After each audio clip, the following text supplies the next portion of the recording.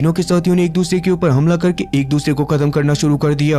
इस उथल पुथल के बीच भी टिन जैसे तैसे मैक्स के पास पहुंच गई और चुपके से उसे वो कोल्ड फ्यूजन डिवाइस देकर वहां पर से जाने के लिए कहा, जबकि वो खुद पीछे रहकर ही मैक्स को कवर देने वाली थी। तब मैक्स और थेडियस अपने अपने सूट को पहनकर तुरंत ही रेगिस्तान की तरफ निकल पड़े और उनके एरिया 51 से थोड़ा सा दूर जाते ही कॉमनवेल्थ के हेलीकॉप्टर ने एरिया 51 के पास पहुंचकर एरिया 51 को पूरी तरह से बर्बाद कर दिया।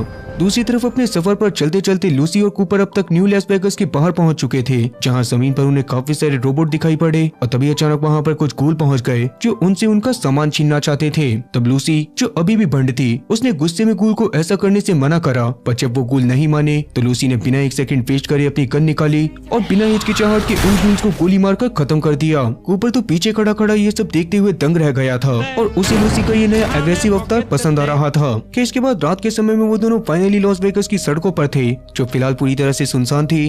और तब लूसी ने नशे की हालत में जोर जोर से अपने बाप हैंक को आवाज लगानी शुरू कर दी, ओए बुढ़ाऊ बाहर निकल। तब कूपर ने उसको शांत करवाने की कोशिश करी, क्योंकि सन्नाटे में उसकी आवाज गूंज रही थी। उसी वक्त लूसी को पास में पड़ी मलबे के बीच में एक बड़ा सा अंडा दिखाई दिया और उसने मजाक में कहा कि लगता है ये अंडा किसी बहुत ही बड़ी मुर्गी ने दिया है। इस पर कूपर ने उसे ठंडे दिमाग से करेक्ट किया, अरे वो मुर्गी का अंडा नहीं है लूसी। इस पर शुरू में तो लूसी नहीं मानी, लेकिन अगले ही पल उसकी गलतफहमी दूर हो गई, क्योंकि सामने मौजूद बिल्डिंग का दरवाजा उखड़ गया और धूल के बीच में से एक बहुत ही बड़ा जानवर निकला, जो देखने में बहुत ही ज्यादा खौफनाक था। उसे देखकर तो लूसी और कूपर दोनों की पटके 4 से 64 हो गई और उसी समय अपनी जान बचाने के लिए साइंटिस्ट का कुत्ता वहाँ पर से 9-2-11 हो गया।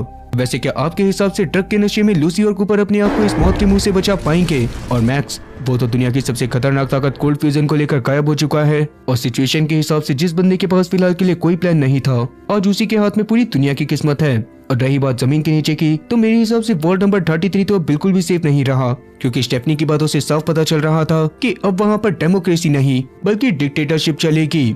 अब वैसे उसकी कैनेडियन आईडी का राज क्या है और हैंक के उस सीक्रेट बॉक्स में क्या छुपा है? माफ करना, इन सभी सवालों के जवाब मैं आपको इसके नेक्स्ट पार्ट में दे पाऊंगा, क्योंकि जिस टाइम मैं इस पार्ट को रिकॉर्ड कर रहा हूँ उस समय तक इस सीजन के सारे एपिसोड नहीं आए हैं। पर कुल मिलाकर ये बात तो समझ में आ रही है कि हालात हाथ से पूरी तरह से निकल चुके हैं।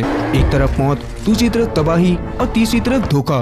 अब सवाल ये है कि जिंदा कौन बचेगा? अब वैसे अगर आप लोग जानना चाहते हैं कि इसके ग्रैंड फिनाले का नतीजा क्या होगा, तो कमेंट्स में लिखो एलियन इंडिया भी आओ। इसके अलावा चैनल को सब्सक्राइब करके बेल आइकन को जरूर दबा लेना, क्योंकि अगले पार्ट में हम लोग इस जंग के असली अंजाम को देखेंगे। बाकी तब तक के लिए टाटा और गुड बाय।